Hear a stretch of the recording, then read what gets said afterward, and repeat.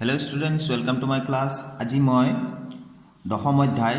বৃত্তৰ উপপাদ্য 10.2 লৈ আহিছোঁ 10.2 উপপাদ্যত কি দিয়া আছে তোমালোকে মোবাইল স্ক্ৰীনত নিশ্চয় দেখা পাই আছা যে এটা বহিবিন্দুৰ পৰা বৃত্তলৈ টনা স্পৰ্শকবোৰৰ দৈৰ্ঘ্য সমান এটো আমি প্ৰমাণ কৰিব লাগে ঠিক আছে এতিয়া স্টুডেন্টস আমি এই কথাখিনি আমি প্ৰমাণ কৰিবলৈ হলে প্ৰথমতে আমি চিত্ৰটো আঁকি ললো চিত্ৰটোৰ বাহিৰত বহিবিন্দু মানে বাহিৰত পি এটা বিন্দু আছে পি বিন্দুৰ পৰা পি এ আৰু পি বি এই দুডাল স্পৰ্শক টনা হল পি এ আৰু পি বি এই দুডাল স্পৰ্শক টনা হল আমি প্ৰমাণ কৰিব লাগে পি এ সমান পি বি এই কথাখিনি ইয়াত লিখি দিয়া হৈছে ধৰা হল ও কেন্দ্ৰীয় প্ৰদত্ত বৃত্তৰ মানে প্ৰশ্নত যেটো উল্লেখ কৰিছে সেইটো বৃত্তৰ বহিবিন্দু পি ৰ পৰা বৃত্তটোলৈ পি এ আৰু পি বি দুডাল স্পৰ্শক প্ৰমাণ কৰিব লাগে যে P A equal to P B ঠিক আছে পি এ ডাল বহিবিন্দু পি ৰ পৰা এই বৃত্তটোৰ এই বিন্দুত পি এ ডাল স্পৰ্শক ইফালে পি বি বি বিন্দুত আনটো স্পৰ্শক তো আমি এতিয়া ও এ ও বি আৰু ও পি এই তিনিটা ৰেখাখণ্ড আমি সংযোগ কৰি দিম ঠিক আছে তো মই লিখি দিলো ইয়াতে ও এ ও বি ও পি সংযোগ কৰা হল লিখি দিছো প্ৰমাণত যেহেতু পি এ স্পৰ্শক আৰু স্পৰ্শ বিন্দু 8 ও এ এডাল ব্যাসাৰ্ধ নহয় জানো গতিকে মই ইয়াত লিখি দিম এটো ব্যাসাৰ্ধ ও এ এডাল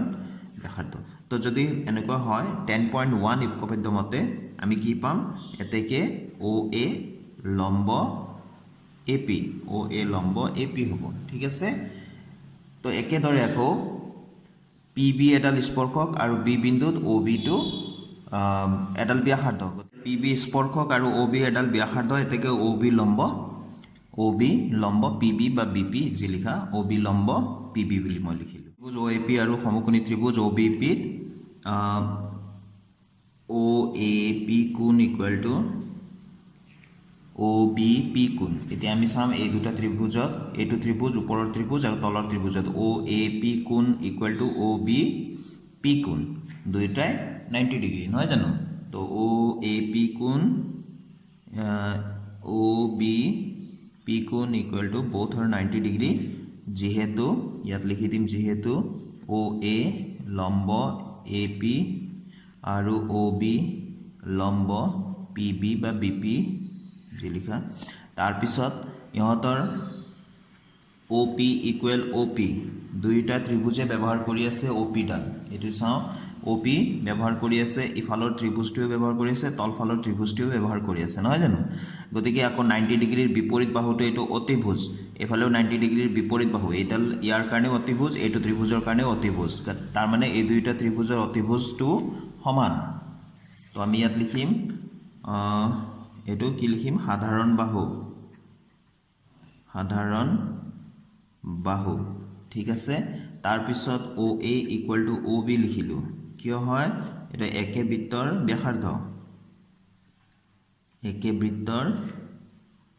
ব্যাসাৰ্ধবোৰ সমান সেইকাৰণে আমি লিখি দিব পাৰো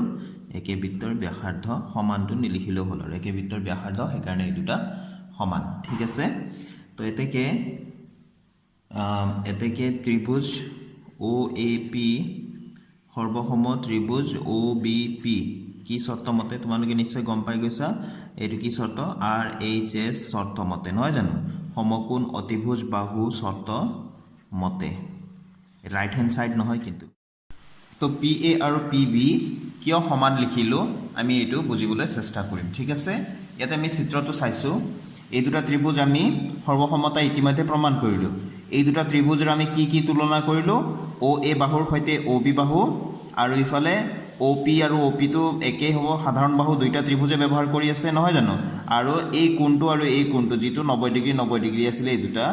কোণ আমি তুলনা কৰিলো তো এইটো ত্ৰিভুজৰ দুটা বাহু যেনে ও এ আৰু ও পি এইটো ত্ৰিভুজৰ দুটা বাহুৰ সৈতে ও বি আৰু এফালে ও পিৰ সৈতে তুলনা কৰিলো থাকি গল কোণটো তৃতীয় বাহু এ পি আৰু ইফালৰ তৃতীয় বাহু কোণটো থাকি গল পি বি তো P A equal to P B বুলি আমি লিখিব পাৰো যেহেতু এই দুটা ত্ৰিভুজ সৰ্বসম হল সৰ্বসম ত্ৰিভুজৰ অনুৰূপ অংশবিলাক সমান এইটোৰ সৈতে এইটো সমান আছিল এইটো সমান আছিল আৰু এইটো সমান হ'ব সেইকাৰণে আমি হেখত P A equal to P B আমি সিপিসিটি বুলি লিখিলো গতিকে এইটোৱে প্ৰমাণ কৰিব দিয়া আছিল প্ৰুফড বুলি লিখিলো তো তো থ্যাংক ইউ ষ্টুডেণ্টছ আজি ভিডিঅ'টো মই ইয়াতে সামৰিছোঁ আশা কৰোঁ মোৰ ভিডিঅ'বিলাকে তোমালোকক সহায় কৰি আছে